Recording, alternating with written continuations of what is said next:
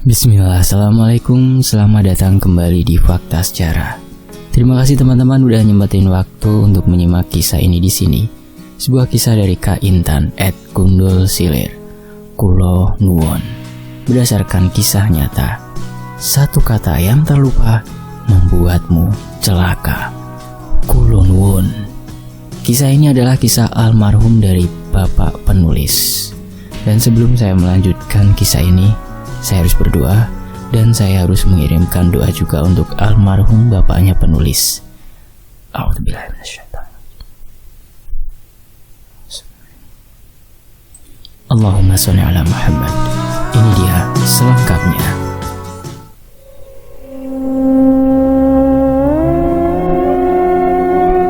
Kisah ini adalah kisah almarhum bapak penulis, atau kita pakai sudut pandang pertama ya, aku. Ya, kisah ini adalah kisah almarhum bapak aku. Hari ini, hari Minggu, kami sekeluarga berencana berkunjung ke rumah kakek dan nenek. Memang kami sering sekali ke rumah kakek dan nenek dari ibuku, yang memang tidak terlalu jauh dari rumah, hanya beberapa kilometer. Kami sering diminta bantuan kakek dan nenek untuk membantu di ladang atau sawah. Pagi-pagi sekali, kami sudah sampai ke rumah kakek dan nenek atau mbah, dengan diantar bapak menggunakan sepeda. Tapi kali ini bapak akan kembali lagi ke rumah karena ada pekerjaan. Bapak dimintai bantuan seorang saudara jauh di kampung sebelah. Pagi itu bapak seperti kurang bersemangat. Entah karena kurang sehat atau memang sudah firasat. Ibuku sempat membujuk bapak. "Ono apa pak? Ada apa? Kok maemnya ndak kayak biasanya?" Ibu memperhatikan makan bapak yang tidak lahap seperti biasanya. Bapak pun menjawab, "Ora apa-apa bu, ndak apa-apa. Agak ragu-ragu saja sama kerjaan ini." "Lah, ada apa? Apa kurang sehat?" "Enggak bu, enggak kenapa-napa." "Kalau kurang sehat, ndak usah dikerjakan saja pak. Sudah di sini saja bantuin mbah." "Lah, ya jangan toh bu. Ndak enak, sudah hari Minggu kemarin janji. Orangnya juga nungguin." "Ya wes pak, tapi ini jamu telur kampung dulu ya, biar badannya enak." Sambil menyodorkan 2 telur kampung dan gelas. Bapak hanya menerima dan segera meminumnya. Kemudian pamit berangkat. "Mangkat saya ya bu, berangkat dulu," pamit bapak. "Iya pak, hati-hati. Kalau badannya ndak enak istirahat saja, jangan diteruskan." Bapak mengangguk dan segera menggoes sepeda tuanya. Setelah melihat bapak berangkat, kami segera bersiap ke ladang Mbah, menyiapkan peralatan yang akan dibawa ke ladang dan membawa 1 kendi air minum. Kami semua cukup sibuk di ladang untuk memulai tanam benih jagung baru. Semua saudara ikut membantu. Menjelang zuhur, kami disuruh Mbah untuk bersih-bersih, istirahat, sholat, dan makan bersama. Kembali ke rumah Mbah yang tidak jauh dari ladang. Kami pun kembali ke rumah Mbah. Setelah sholat dan makan, rencananya kami akan kembali melanjutkan pekerjaan di ladang. Kami semua istirahat di teras Mbah sambil berbincang banyak hal. Beberapa saudara menanyaiku kapan dilaksanakan ujian nasional untuk kelas 6 SD. Ya, waktu itu aku udah kelas 6. Sekitar sebulan lagi akan diadakan ujian nasional. Kedua kakakku pun sama. Mereka sudah tingkat akhir akan ujian nasional SMK dan SMP. Setelah berbincang, kami bersiap kembali ke ladang. Saat itu sekitar pukul 1:30 siang. Tiba-tiba ada seorang datang ke rumah Mbah menggunakan sepeda motor. Dia bernama Mas Kimin, saudara jauh bapak. Seperti terburu-buru dan bertanya-tanya di mana ibu. Kami pun memanggilkan ibu yang sedang ada di dapur. Ibu keluar tergopoh-gopoh, seolah ibu tahu kabar apa yang dibawa Mas Kimin. Wajahnya tampak cemas dan khawatir sekali. "Ono opo men? Ada apa kok kesini?" "Iku Leki jatuh dari sumur." Mas Min biasa memanggil bapak ibuku dengan bule dan Pak Lek atau Om Tante. Ibu langsung duduk di bangku panjang yang ada di teras rumah Mbah. Air matanya mengalir deras. Aku dan kakakku pun sangat terkejut mendengar kabar ini. Segera bule-bule kami menenangkan ibu dan mengusap bahunya agar sedikit lega. "Ayo Lek, cepat disusul. Ayo bonceng pakai motorku. Ibu segera bangun, mengusap air matanya, mengambil sandal dan menggandeng adikku untuk ikut bersamanya. Tanpa sepatah kata pun, ibu membonceng motor Mas Kimen menyusul bapak. Aku dan kedua kakakku yang masih syok ditinggal begitu saja di rumah Mbah. Bule-bule berusaha menenangkan kami dan mengajak kami terus berdoa agar bapak baik-baik saja. Walaupun kami masih tidak bisa membendung air mata. Sore hari aku dan kedua kakakku diantar salah satu bule pulang ke rumah naik bus. Di depan rumah sudah ada Pak D, kakaknya bapak, dan beberapa tetangga yang menunggu kami pulang. Pak D berpesan pada kami, bapak dibawa ke kota S di salah satu pengobatan sangkal putung ternama. Dan ibu akan menunggu bapak bersama adik kecilku di sana.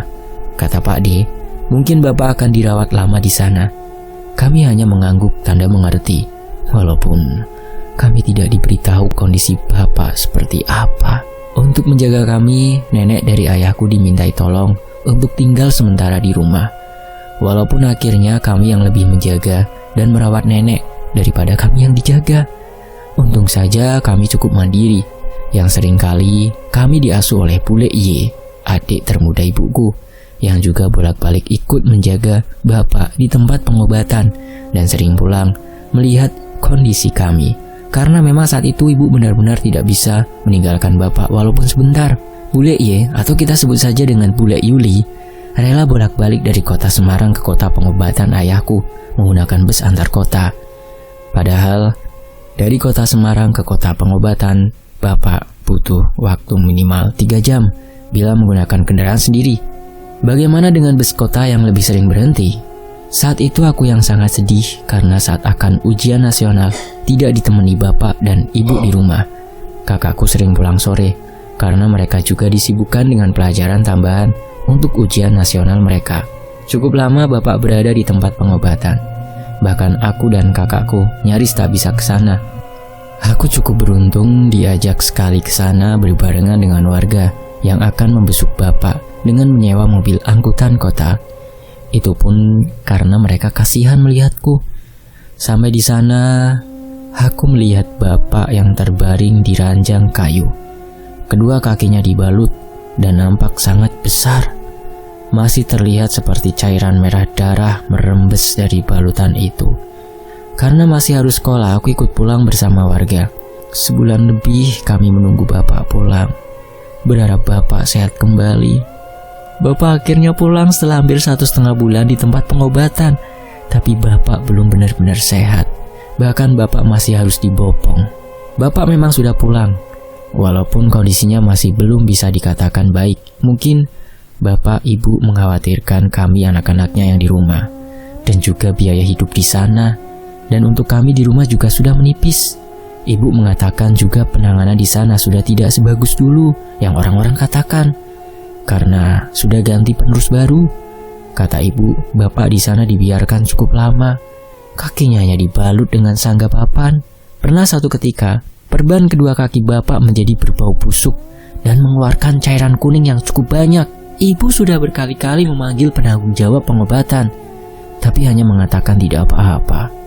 Karena bapak mengeluhkan rasa nyeri yang dahsyat di kedua kakinya, ibu memberanikan diri membuka balutan perban. Alangkah terkejutnya, luka bapak malah memburuk menjadi busuk mengeluarkan nanah.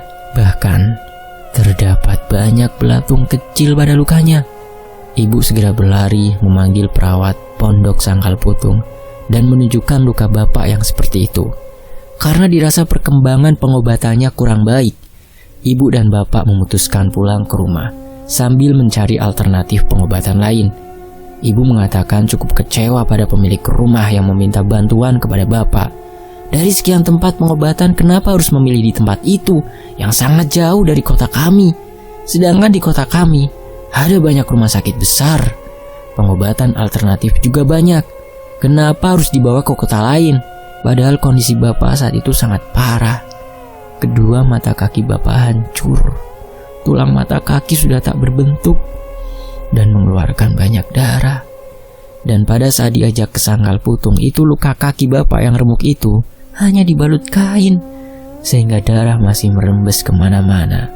Dan yang lebih menyedihkan lagi, bapak dibawa ke kota itu menggunakan mobil bak terbuka dengan kondisi separah itu dan kesakitan. Padahal ke kota itu butuh waktu minimal 3 jam. Bayangkan bagaimana rasa sakitnya. Kedua mata kaki hancur dan dibawa jauh tanpa penanganan medis yang cepat dan tepat. Bukankah ke rumah sakit daerah hanya butuh waktu 10 menit? Kenapa aneh sekali dibawa ke kota lain yang begitu jauh? Kami sekeluarga merasakan kekecewaan ini tanpa bisa banyak bicara pada pemilik rumah. Setelah kembali ke rumah, bapak ibu mencari pengobatan lain ke rumah sakit daerah untuk mengobati luka yang parah dan memanggil tukang pijit khusus tulang bapak karena untuk operasi tulang bapak tak ada biaya. Dari penuturan bapak ke ibu, bapak menjelaskan bagaimana bapak bisa terkena musibah ini.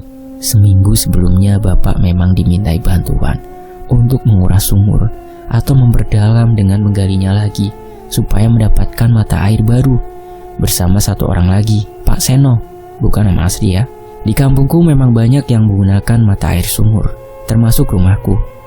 Di saat musim kemarau, banyak warga yang menggunakan jasa kuras sumur agar mata air lebih banyak.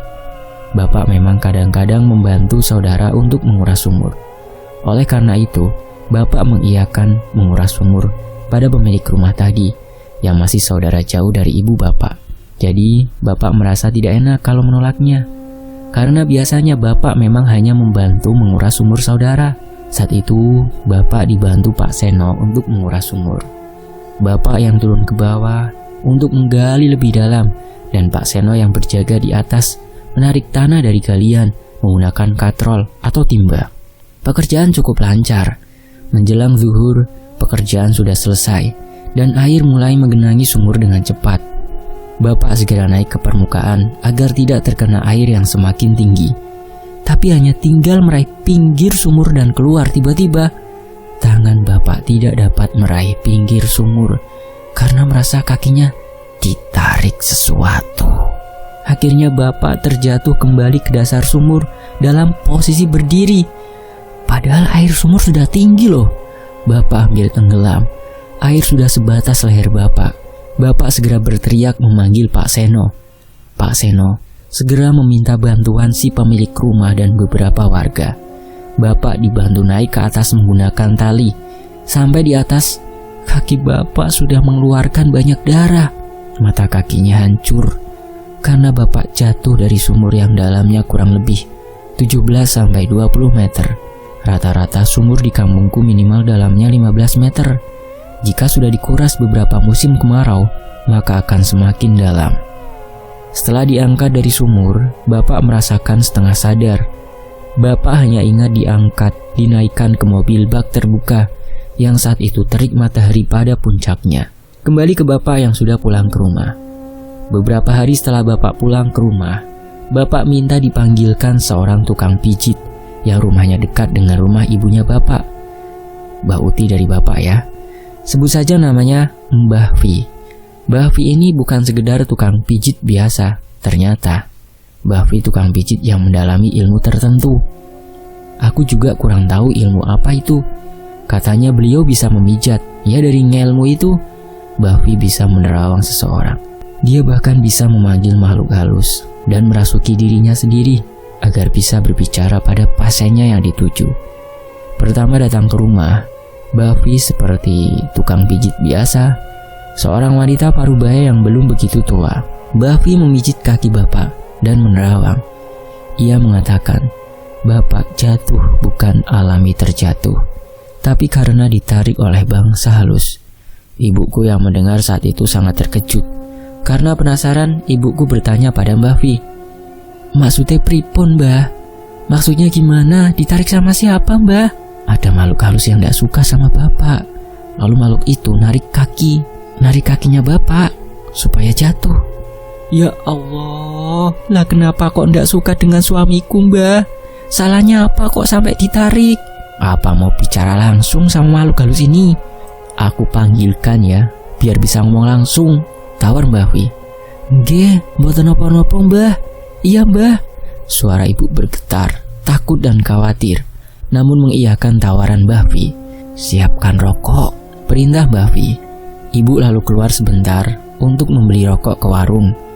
Setelah mendapatkan rokok dan memberikan pada Mbah Vi segera memulai pemanggilan makhluk halus tadi.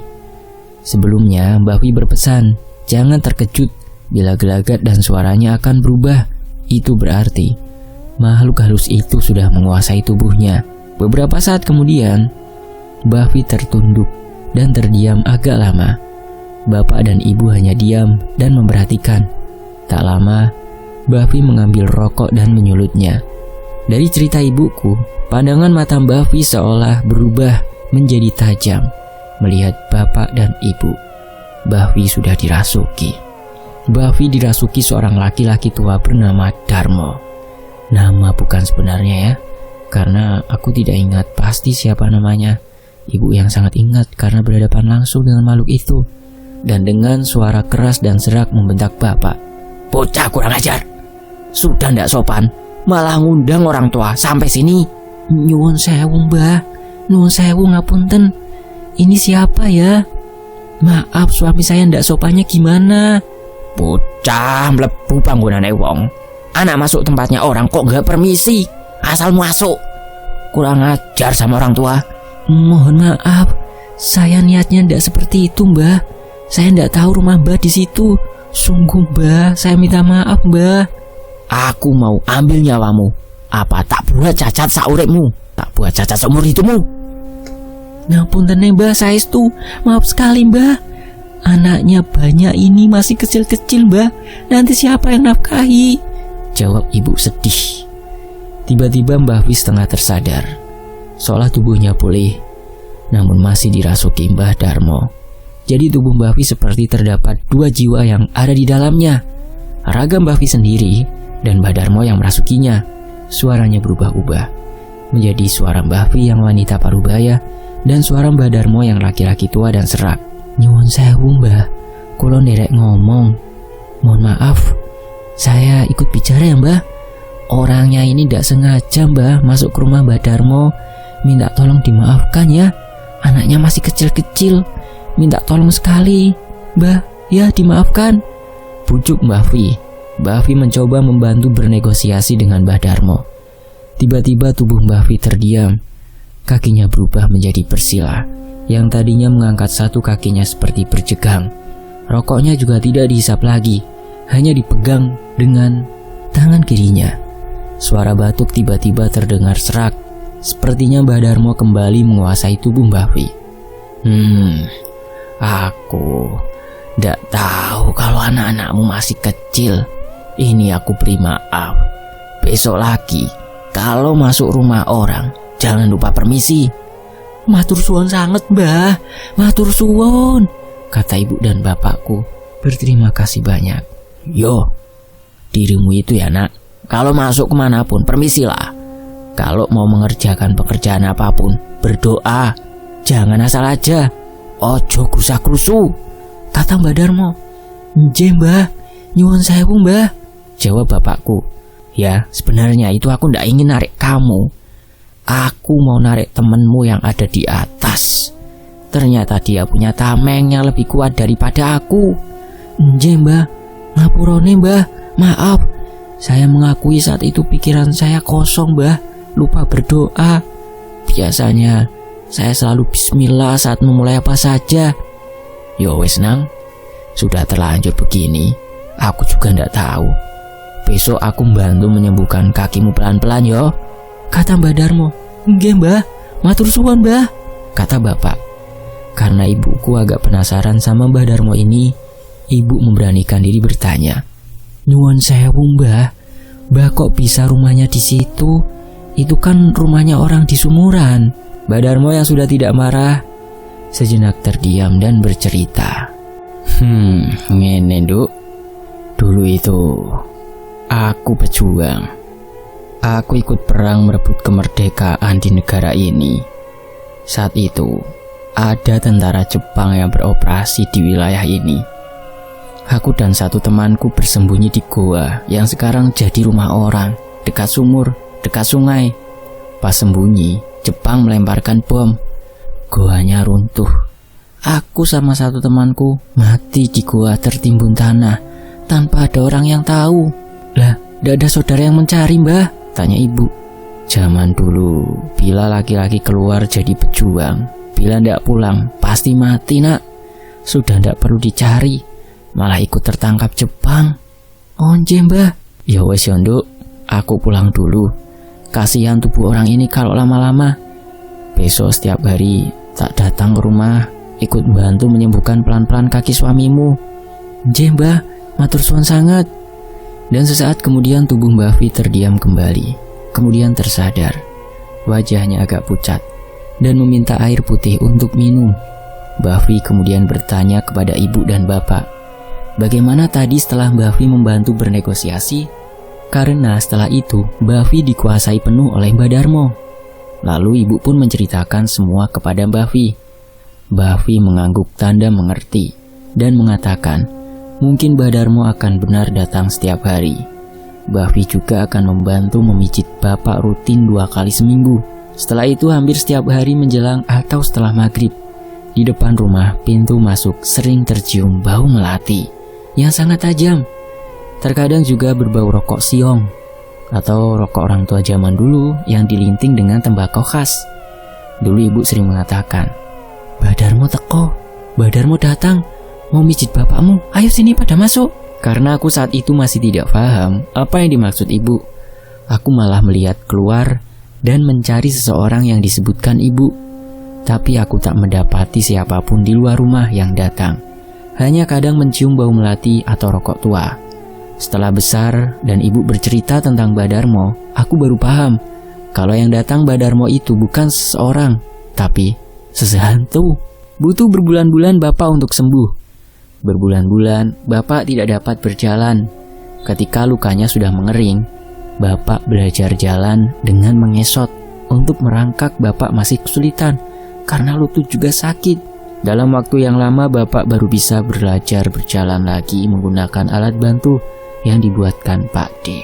Sampai akhirnya bapak bisa berjalan tanpa alat bantu, tapi jalannya menjadi pincang dan diseret pelan karena kedua mata kaki bapak hancur. Kakinya menjadi seperti besar dan tidak terlihat mempunyai mata kaki. Bila terlalu lama berdiri dan berjalan, kaki bapak juga membengkak. Sampai akhir hayat bapak tahun 2019 kemarin, kondisi kaki bapak masih sama. Bapak, semoga diampuni semua dosamu, diterima amal ibadahmu. Amin.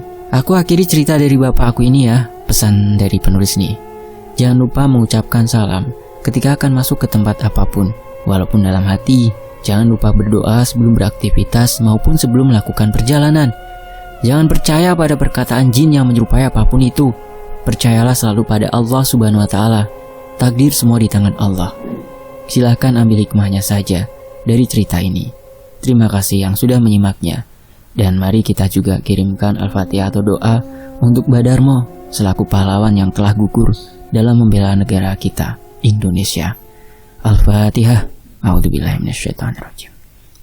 Bismillahirrahmanirrahim. Alhamdulillahirabbil alamin arrahmanirrahim maliki yaumiddin. Iyyaka na'budu wa iyyaka nasta'in.